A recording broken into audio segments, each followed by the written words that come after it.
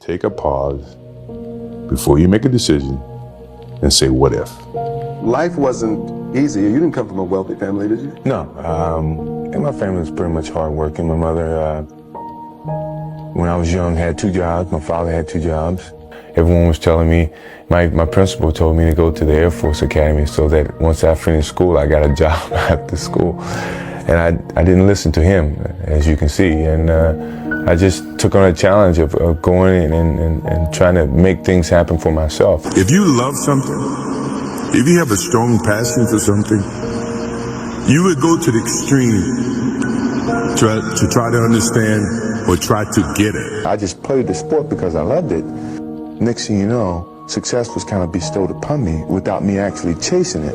It just happened. I didn't think I would ever be this successful. All I thought about was doing what I was good at and letting that open up a lot of opportunities for me. And things started to click. My ability started to improve.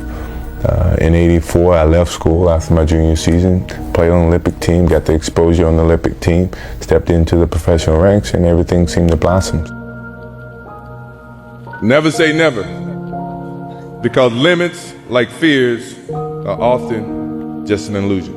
I can go win or I can lose, and it's that inner confidence that you got to have to take that chance. Now, all the decisions I made, other people may view to be not the right decisions from their perspectives. That's what they think. People don't see that, and people will never understand that. Michael Jordan, I remember I interviewed him years ago, and I said, what makes you the best in the world? Is it skill? Is it talent? Is it ability? Is it background? Is it training? And he was so awesome. He said, Tony, I can tell you the truth, and it won't sound like hyperbole or false modesty. He said, I didn't even make the high school basketball team my sophomore year. I was cut. He said, what it is every day I demand more from myself than anybody else could possibly expect. I don't compete with other people. I compete with what I'm capable of. I've learned how to be myself 100% of the time. Either you accept that or you don't. And I want you to. I want to be positive, but if you don't want to accept me for that way, then I got to live my life. I get out there, first one there, last one to leave, work on my skill set. You strive for perfection each and every time you step on the basketball court. Each and every day, through hard work, perseverance, and positive attitude. I'm always going to expect myself to do, certain things or surpass certain things. Set goals for myself to strive for.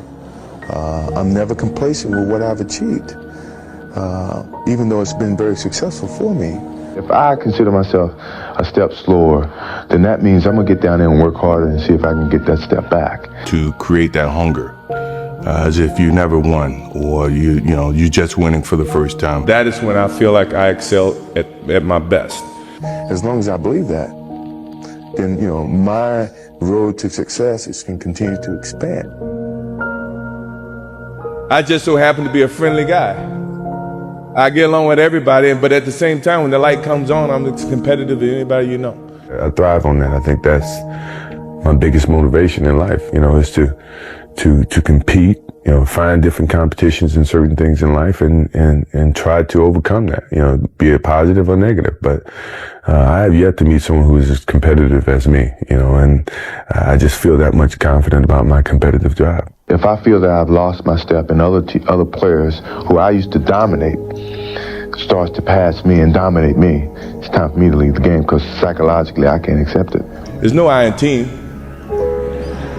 I say text it not. It's not an I in team, but it's I in win.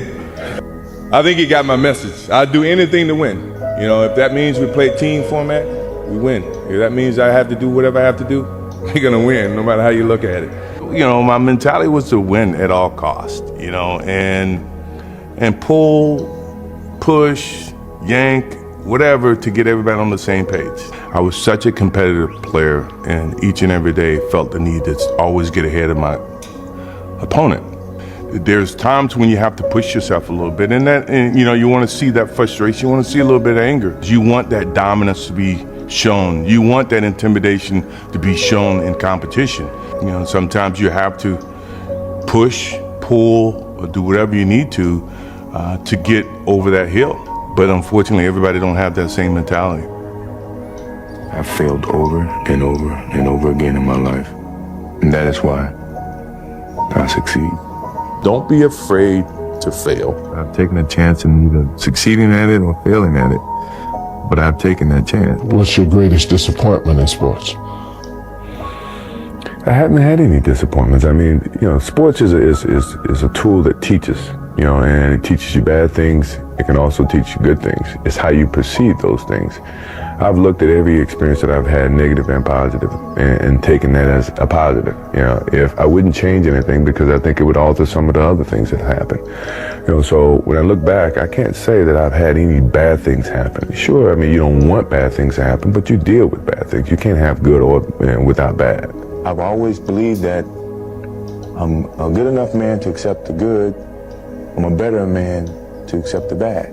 It's a process that, when you win and you learn, you apply that over a period of time. I really don't have regrets. I am a person that says, as soon as you look back in your history and you come up with something that you feel like you want to change, something else has to change. So. What about your biggest disappointment? Once again, that's the same analogy. Disappointment to me, to win, you got to lose. To be successful, you got to have something that's not successful. To be happy, you got to have disappointment. So I think all of those things have evolved and happened to make me who I am. I will not let the opportunity of failure stop me from doing something that I truly enjoy doing. But I believe, and I've always believed, that when the team is successful, everybody shines. All the individual accolades will take care of themselves. Everybody's going to blossom from this whole situation. So when I'm with my team, and you've seen it, I'm not going to be the one that overshadows everyone. I want your comments as much as his comments. If you're expecting me to carry the whole weight or speak the whole time, I don't want to do that. Because then I'm taking more of a responsibility. When you are just as adult as I am, you have an opinion just as much as I do.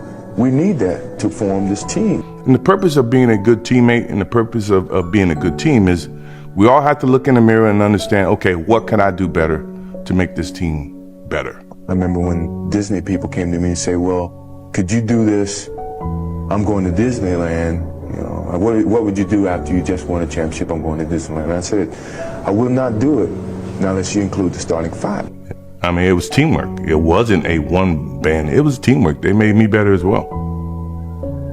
You cannot find a successful person in life who don't have an ego.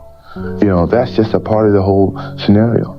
If you don't have ego, you can't have a sense of determination to achieve. That's all a part of success. How big is your ego? It's big, but it's controllable. I won't let anyone else feel it or sense it or feel threatened by it, because I am very sensitive to other people's thinking of myself and of my personality and the way that I carry myself. So my ego would never take it to a point where it imposes on other people around me. One thing my parents taught me very well is, don't wear your reputation, don't wear your accolades, don't wear your personality on your sleeve. Let it happen, let it be you. It is who you are. Don't hide from it, but don't wear it and rub it in people's faces.